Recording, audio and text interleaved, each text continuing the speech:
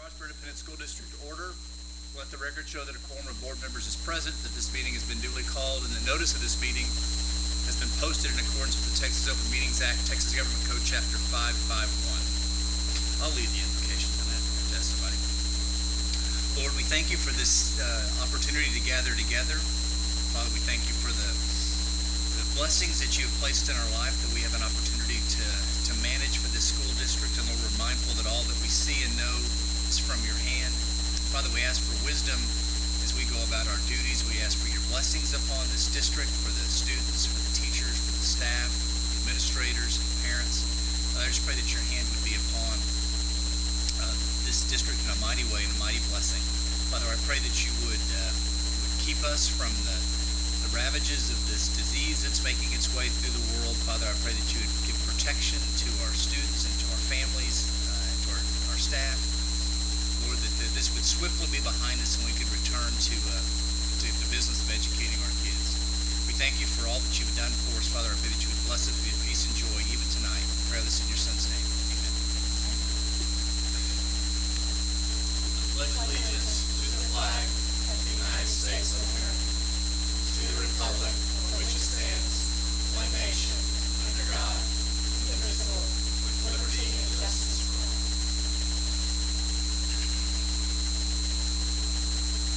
Real quick through the consent, you got the minutes there. City attendance, triple over 17,000. Dr. Bradley gave some scary numbers earlier. This is Johnson Elementary, Mustang Lakes.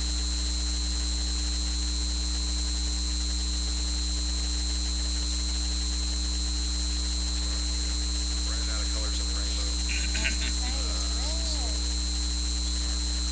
Rushing. The hope is, it's just hope, I don't think it's a reality. Fish Trap's going to be all done and ready and operational by day one. We have a mascot, and it's the Rushing Raptors. Oh, I didn't see that. The dinosaur version. The The dinosaur version, Raptors. How about that? Wow, it's a breaking. Dr. Bradley's vote didn't make it through again. Try the ramp. He's all about Avengers. There's going to be some school someday that are the Avengers. He is keeping hope alive on the Avengers. That way the mascot could literally change like every week. I mean, so many of them.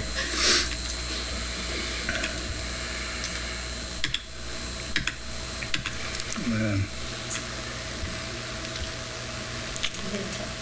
Yeah. Josh with Huckabee or I don't know who will do it, him or Mr. Tremblay will be doing the video presentation for High School 3 next meeting. So you'll see this version 2.0 for High School 3. Yeah, that's wall. Ooh, Yeah. that's a cool one. That's Miss Thompson's mood wall. It's like an ocean. That's cool. I like that. Like pleasant. I like that. All right. Okay, consent agenda is an item for us to approve, requires a motion. I make a motion to approve. Thank you, Deborah. Second. Thank you, Jana. All in favor?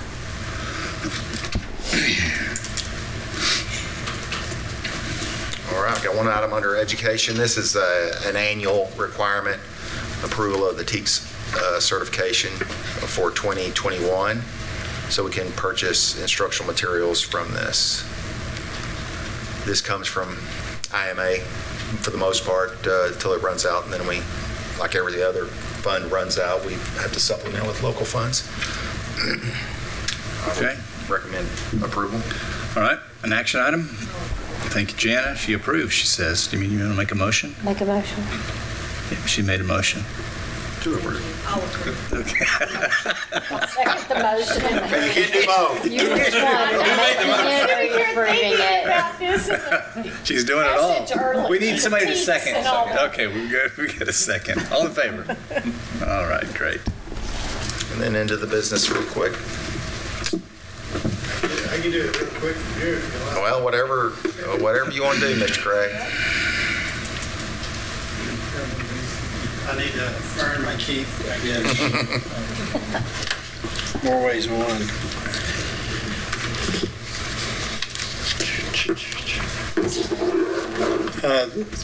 These first four graphs are like the investment portfolio of the district's funds. As you can see, the yield is slightly decreasing in February compared to January. I just don't want to know what it's going to be like in March, okay? But anyway, at this level, it was 1.603 compared to a one-year Treasury bill of about 1%. So we are definitely above the norm in our investment purchases, investments.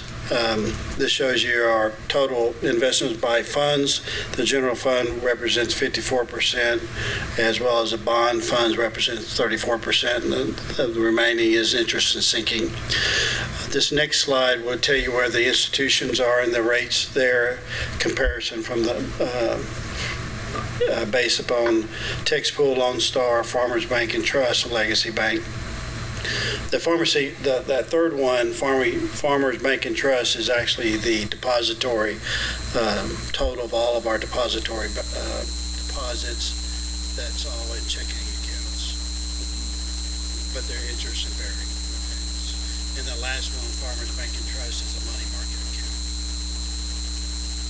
And as you can see, Lone Star and Texpool continues to be the high ownership of the investments.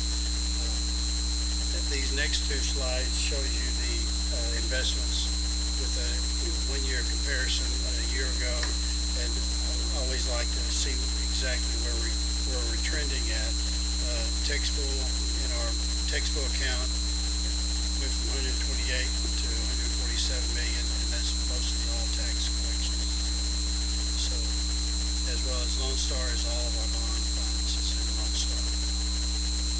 As you can see in the total general fund in the right-hand column, we went up 14%. We're at almost $167 million compared to $145 million a year ago. And this shows you the total investments by funds. As you can see, our general fund went from 145 million to 167, as well as our debt service went up almost $4 million from a year ago. And the big increase in our bond funds is basically on the last bond sale that we had a few months back. That's why we have a larger amount than we are. Because last year we had our bond sale in March. We sold probably very compatible with what it is today. Our revenue through the month of February, we have collected $136 million in revenue compared to last year of 114. This shows you where the sources of revenue are coming from. The local sources is your tax collection. The state and federal is the funding from state funds, TEA. As you can see, we increased at 19.6% compared to last year. This slide shows you the total revenue collected to total budget. Based upon we've collected 90% of our total revenue budget. This time last year it was almost 88%. And the two graphs shows you where the money are coming from. Last year we had 84% in local revenue. This year we have 78% in local revenue, but mainly we're getting more of a penetration from more revenue coming from the state this year compared to last year. And tax collections, as you can see, in the month of January, which we didn't provide, but you can see where we collected a large 90 million and a little bit in February, but as you can see, we've collected 94% of our tax collection compared to last year of 89%, which is very, very good. This shows you the total tax collection from ag rollback. In the month of January, we're always a month behind in getting the reports. We actually received over $1 million in ag rollback, and that's one of the largest amounts we've received in several months, in 1 month. And we've, to date, we've collected over $2 million in ag rollback compared to almost $1 million last year. Expenditures. As you can see, we've expensed 82.7 compared to 67.8. That's almost a 22% increase. It shows you where the increases are in payroll, contract services, and supplies. This next slide shows you the percentage based upon the object codes like contract services, payroll, supplies. We've expensed 82 of the total budget of $158 million. 52% has been expensed compared to last year, 51.9%. So it's very similar. Payroll is very similar. The only outstanding one that you'll see is contract services, 6.8% this year compared to 5.8%. There's two things that cause that.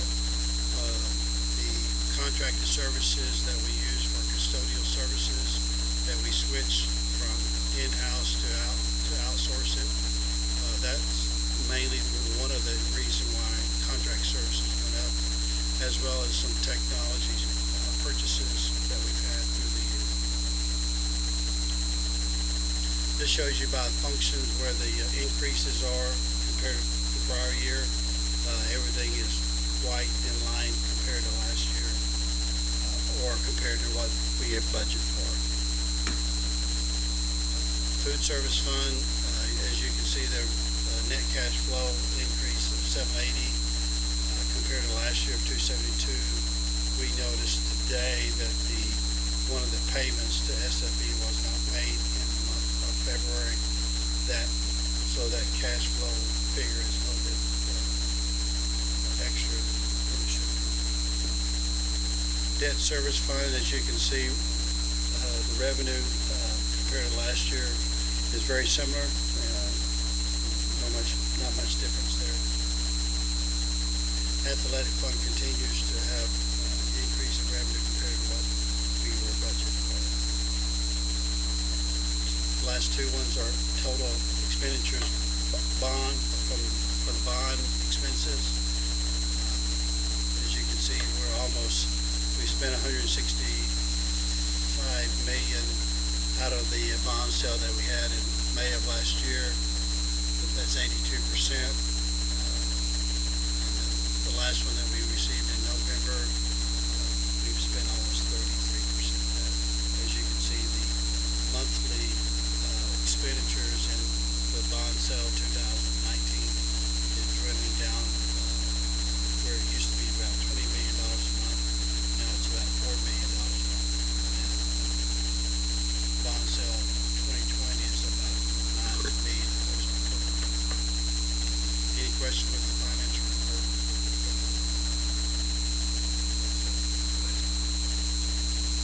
Thank you, Rusty. It's a motion for us to approve that. Thank you, Mays. Second. Thank you, Michelle. All in favor? Budget amendments? No? It's a recommendation to extend after-school care MOU with Alpha Best. This goes through 3 additional years, 2023. We have an out after each year. So this just gets us locked in. And we have employees without basis. Happy with the job they did? Doesn't mean it doesn't have a challenge to it, but no, it's especially comparatively with that in the past. Great. Okay, and a motion to approve in a second. Thank you, Deborah. All in favor? I'm going to abstain because my wife is sometimes really like that. We'll do 6. Would you like to change the recommendation? Okay, and then this is to formalize what we're in the middle of right now. This is consider action one indefinitely closing right now. We have closure for a week. We'll continue to evaluate that as we are right now. It changes hour to hour, and so we're in daily communication with the commissioner. So we're getting real-time updates on that right now. The 1,200-ish school districts large across the state, 750 will close. So this is far from a problem. Far from Texas. Divisions on 20 states or something. It's already shut down. Schools across our state altogether. Of course, they might be more local. I'm not sure which one they are.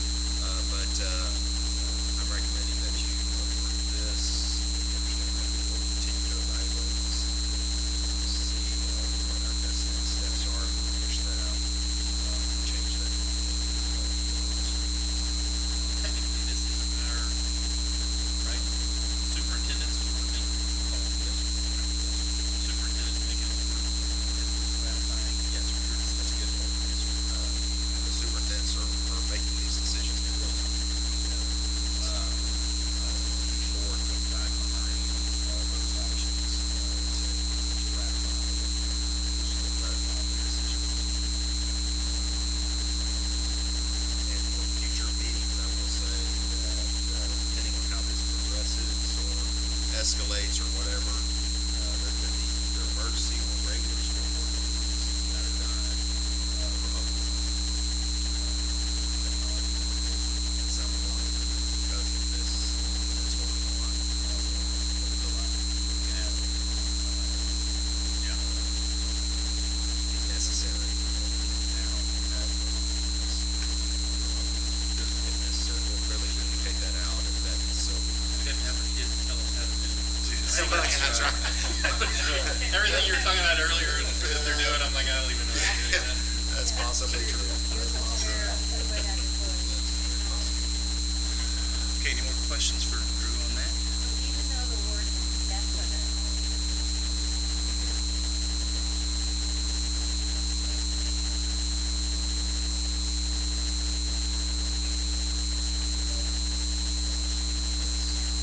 There is no date right now, other than what we've already pushed out administratively, that it's this week.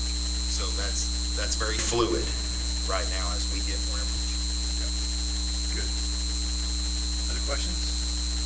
Okay, we need a motion to approve the closure of schools indefinitely due to circumstances surrounding COVID-19. All right, thank you, Bill. Second. Kelly, all in favor? All right. I will say, To be clear too, this doesn't come from the commissioner, right? He's No. leaving it to. right, local. Local. They're local calls. There has been no But there directive could from be. the. Yes, sir. And he, I'm not gonna say what he may or may not say or what he insinuates, but no, this is not a directive from the state at this point. He's made it clear, he's given us the information, he's given us his thoughts, and then at the end will say, this is y'all's call to make this. So He could at some point say. very possibly, absolutely. He probably wouldn't do it, I would suspect it would come from the governor, like the state testing did, so that probably, I think that's the next rung on the ladder, what they've done up to this point. I think that would be the next step. In reference to UIL and all those activities right now, they've shut down everything through, the 2 weeks, the 23rd, 29th, thanks. And so we suspect that will roll forward as well.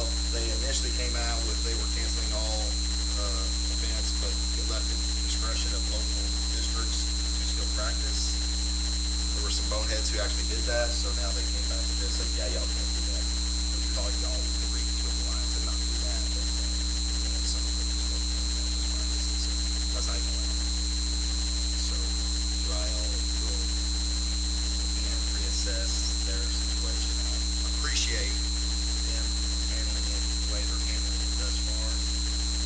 That keeps hope alive for our kids that have put in so much time and effort and dedication for all things UIL. People have a tendency to default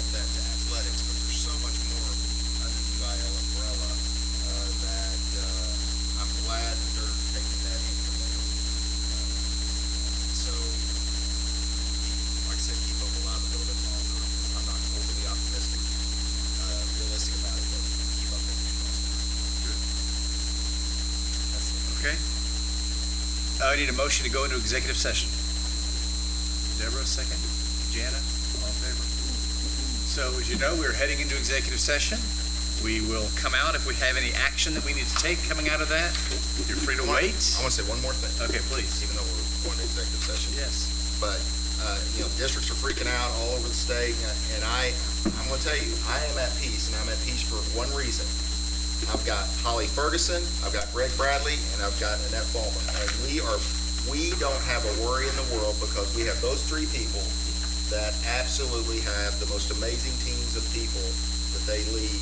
And so really, that should put everyone at ease across our district. We have an amazingly dedicated teachers and staff across the board that are ready to pounce and be amazing for our kids. And so we're excited about that. We're not excited about what has brought us here. Yeah. But I am completely optimistic. I don't even have to be hopeful. I'm optimistic about what our kids are going to get and the support of our families during this time, however long it might be. So just want to point that out. Well, thank you for the dedication of all the Yeah. time, energy, and effort that Absolutely. you all are putting in. It is not unnoticed, and I think our families do know that we have the most excellent administration in this district. But it's times like this that it's very apparent Amen. that you guys are the best, so we're so thankful to have you all.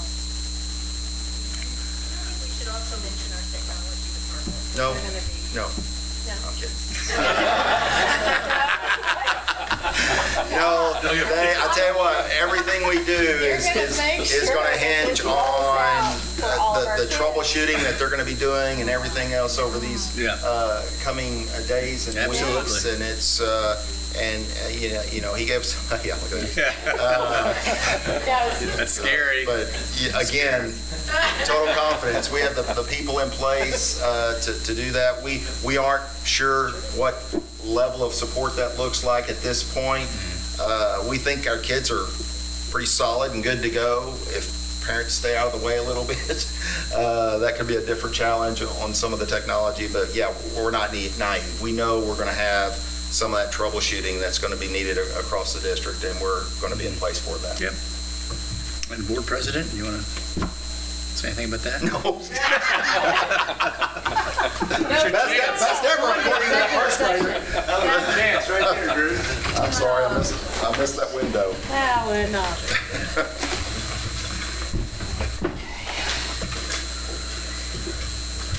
Ready?